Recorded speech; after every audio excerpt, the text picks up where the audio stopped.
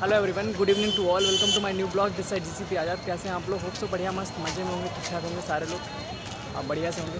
So guys, जैसे कि मैं बता रहा था, जिस काम के लिए मैं लखनऊ आया हुआ था, तो मैं बता देता हूँ। रुझान फाउंडेशन का आज इनाग्रेशन है, तो उसी के लिए चलिए मैं दिखाता हूँ आज कि रुझान फाउंडेशन क्या है, वहाँ के बारे में क्या कुछ है, मतलब जो भी होगा तो आप आगे देखेंगे कि उसके किस फील्ड पे काम कर रहा है। ये एक एनजीओ है, ये बता देता हूँ, और किस फील्ड पे काम कर रहा है ये सारा कुछ आपको आगे पता चलेगा, तो देखिएगा ज़रूर, और जो भी होगा सब आपको देखने को मिलेगा। सो चलिए मिलते हैं आगे।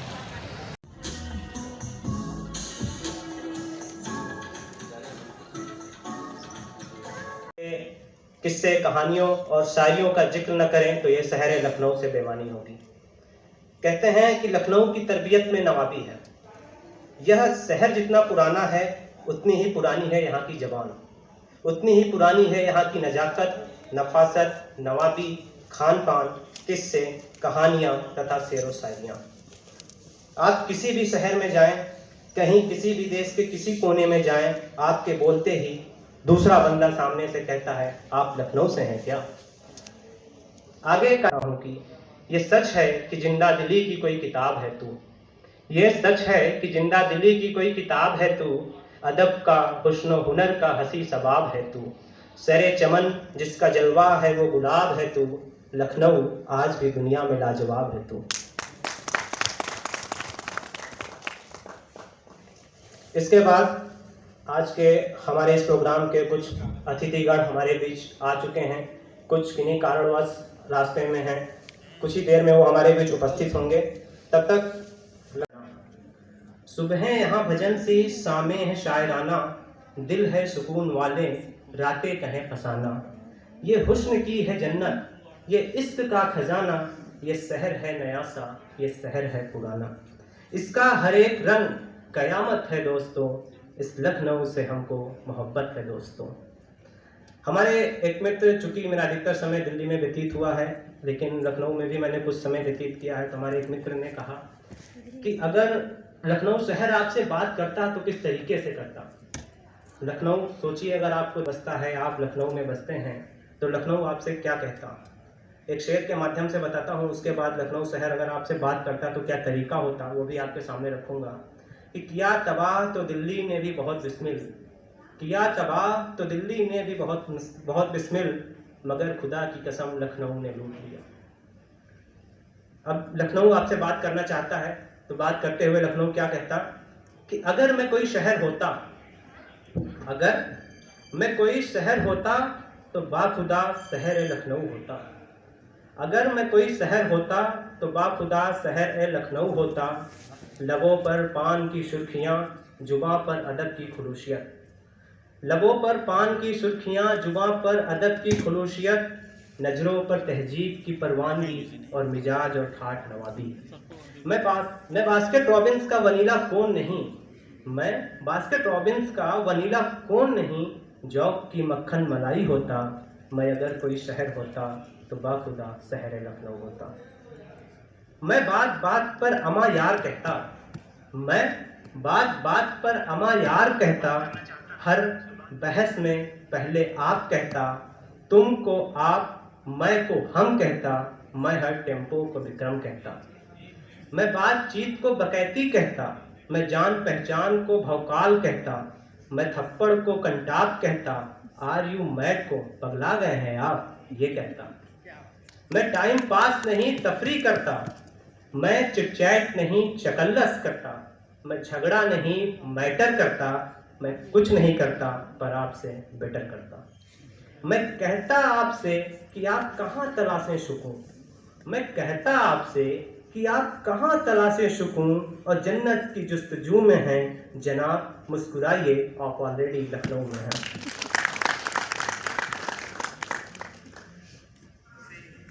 देवियों और सज्जनों, हम आपसे लखनऊ के किस्से कहानी। हमारे इस संस्था रुझान फाउंडेशन के स्थापना दिवस पर उपस्थित हमारी संस्था के समस्त साथीगण एवं अन्य सभी महानुभावों को मेरा प्रणाम। मैं अंकित कुशवाहा, सदस्य रुझान फाउंडेशन। साथियों, जैसा कि ज्ञात है कि आज का हमारे इस कार्यक्रम का विषय बिंदु एक कदम मानवता की ओर है।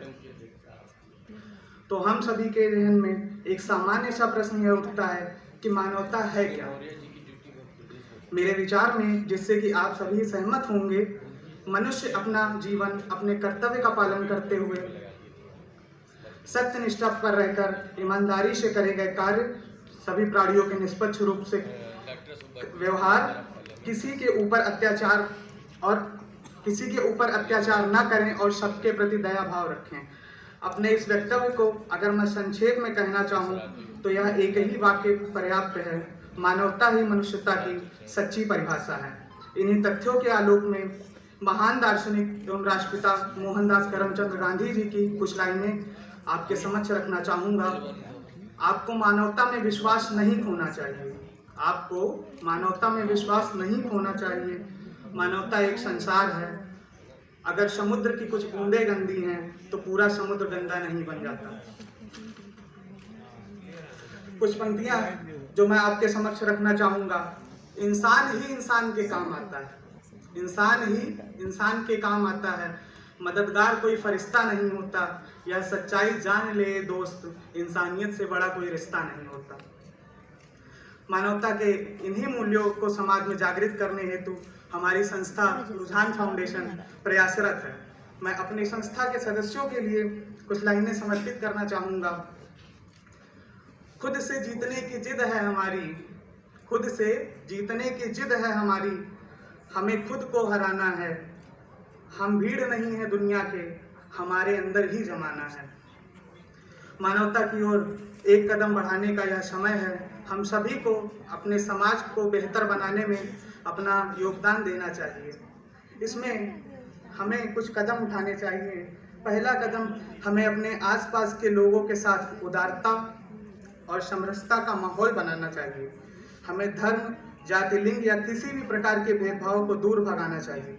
दूसरा कदम, जब हम किसी की मदद कर सकते हैं तो वो करना चाहिए जो हम कर सकते हैं। छोटे कदमों से भी हम अन्य लोगों के जीवन में सुधार ला सकते हैं। तीसरा कदम, हमें जागरूकता फैलानी चाहिए। ऐसा करने से हमें अन्य लोगों के बीच जानकारी पहुंचा सकते हैं और समस्याओं का समाधान ढूंढने में उनकी मदद कर सकते हैं। अंत में हमें अपने बच्चों को नैतिक मूल्यों और सामाजिक सद्गुणों के महत्व के साथ पालना चाहिए। वे हमारे भविष्य हैं और हमें उन्हें आदर्श मानव के रूप में पालने का उदाहरण प्रस्तुत करना चाहिए। इसी के साथ ही हमें प्रकृति और पर्यावरण के प्रति सावधानी बरतनी चाहिए। मानवता का हिस्सा होने के नाते हमें प्रकृति के साथ संबंध बनाए रखने की जिम्मेदारी भी निभानी होगी। यह सब कदम हमें एक बेहतर और सजग समाज की ओर बढ़ने में हमारा मदद करेगा और हम सभी मिलकर मानवता को मजबूती देंगे। तालियों के भी स्वागत कीजिए श्री भूपेंद्र शुक्ला जी का।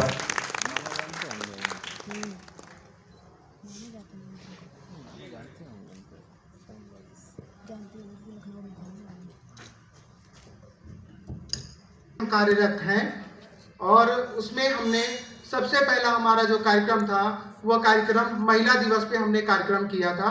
और महिला दिवस के कार्यक्रम के साथ साथ हम लोगों का जो ग्रुप है वह ग्रुप के थ्रू, हम लोग कॉलेज के एक संगठन है, ग्रुप है, और ग्रुप के माध्यम से पहले हमने मलिन बस्तियों में जाकर बच्चों को पढ़ाने का कार्य शुरू किया। कहीं पे फूडिंग का कार्य शुरू किया, कहीं पे हमने लीगल राइट्स को लेके काम करना शुरू किया। क्योंकि जो भी इस संस्था में मुख्यतः जो सदस्य हैं वो सदस्य विधि के क्षेत्र से जुड़े हुए सदस्य हैं। हमारा मुख्य उद्देश्य यह था कि समाज के प्रत्येक व्यक्ति को उसके एक मौलिक अधिकार, उसका जो मूल अधिकार है उसको उसे जानकारी होनी चाहिए। तो हमारी संस्था उसके क्षेत्र में हमेशा कार्यरत रही।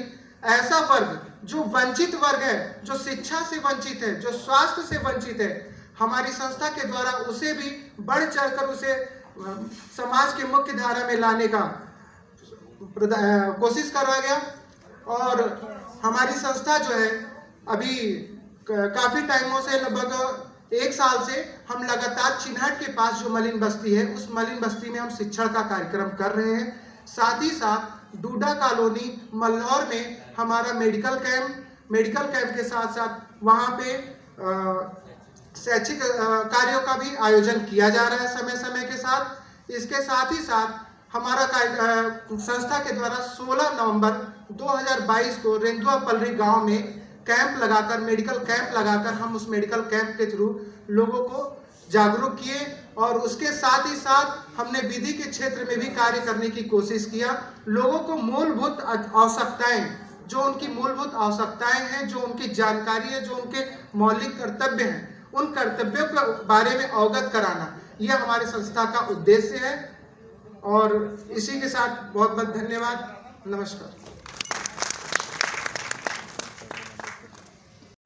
साथिया मानव विकास पे क्या बताई साथिया, क्या बताई साथिया, क्या बताई साथिया, क्या बताई साथिया, क्या बताई साथिया, मानव विकास पे मनधाई का बताई साथिया, मानव विकास पे मनधाई का बताई साथिया। घर घर में आ गया मोबाइल कंप्यूटर का जमाना, घर घर में आ गया मोबाइल कंप्यूटर का जमाना।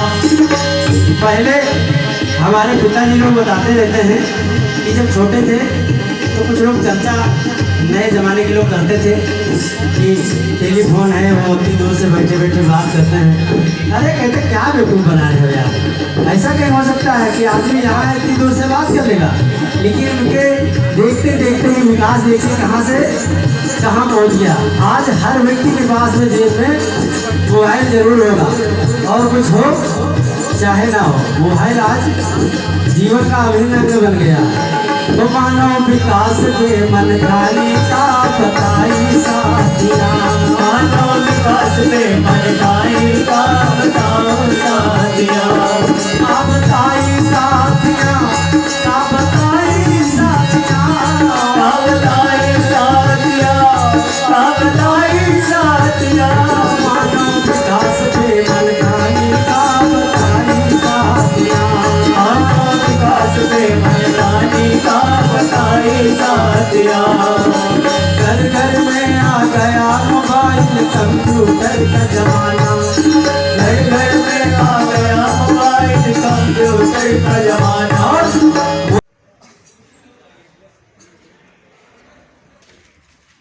ये सम्मानित अधिकारीगण, मंच पे आसीन अतिथिगण और हमारे सम्मुख बैठे हुए लखनऊ के सम्मानित नागरिक एवं अधिवक्तागण,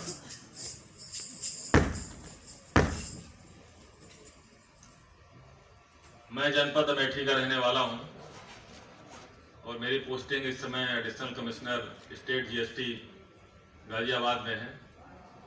रुझान फाउंडेशन के अनुरोध पर आज मैं इस कार्यक्रम में शामिल हुआ हूं।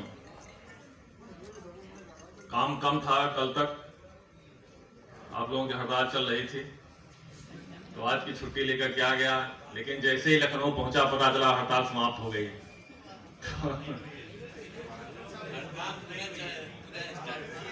देख के बड़ा अच्छा लगा। मैं आपको नहीं जानता था, आज पहली बार दर्शन हुआ।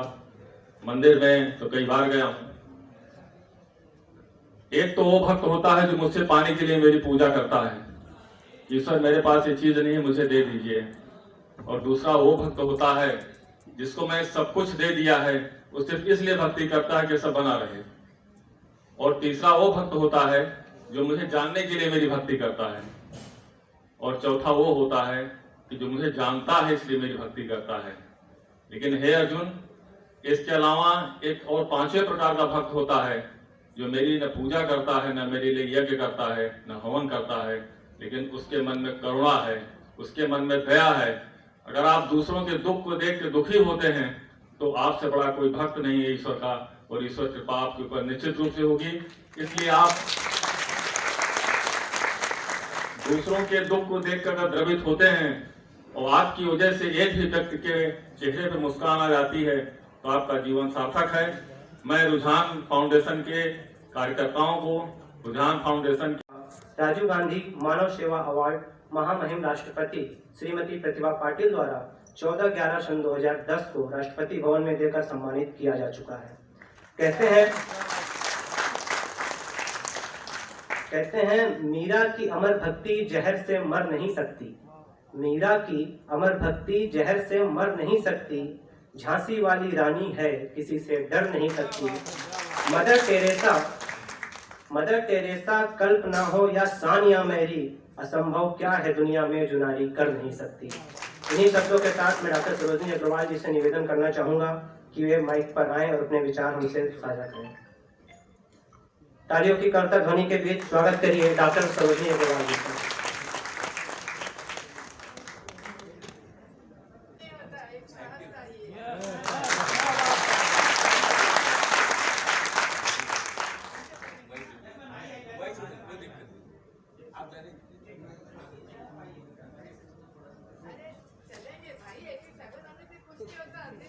वेलकम मैम, आइए।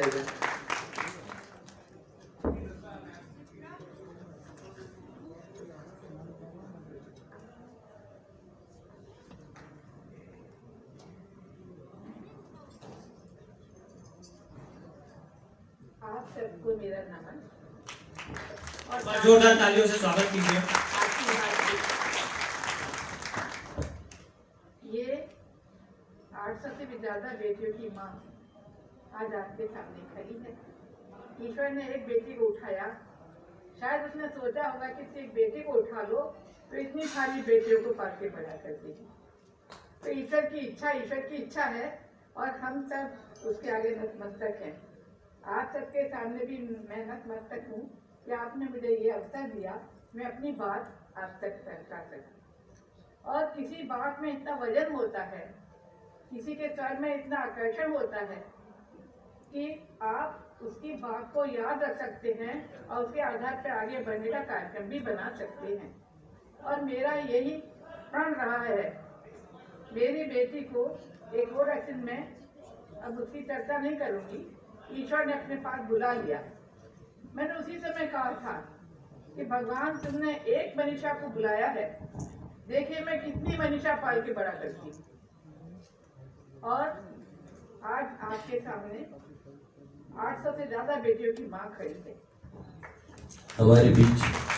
हमारे बीच बेटी की ऋचाएं हैं, बेटियों का क्या कहिए, वेद की ऋचाएं हैं, प्यारी लगती जैसे पूर्वा हवाएं हैं, प्यारी लगती जैसे पूर्वा हवाएं हैं, मीठी गुड़धानी सी। गुड़धानी मैंने इसलिए किया है, कहा है, मैं जब बचपन में छोटी थी तो एक जहाँ पढ़ती थी वहाँ एक चाची थी और उन्होंने वहाँ पे एक दुकान खोल रखी थी। गुड़धानी जानते हैं क्या होता है? शायद सब जानते हो।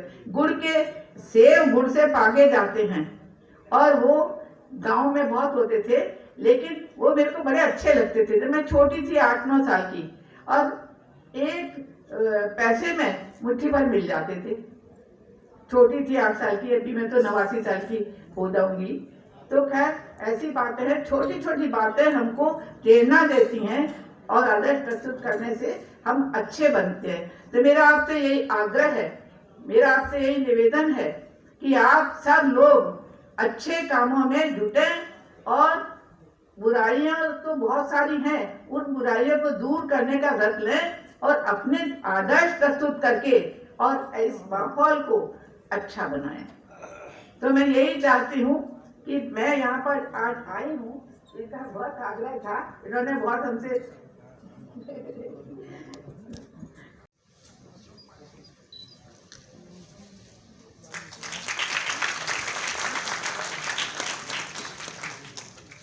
हमारे बीच माननीय आदरणीय डॉक्टर पुष्पगुच्छ देकर इन्हें सम्मानित करने के लिए कहूंगा।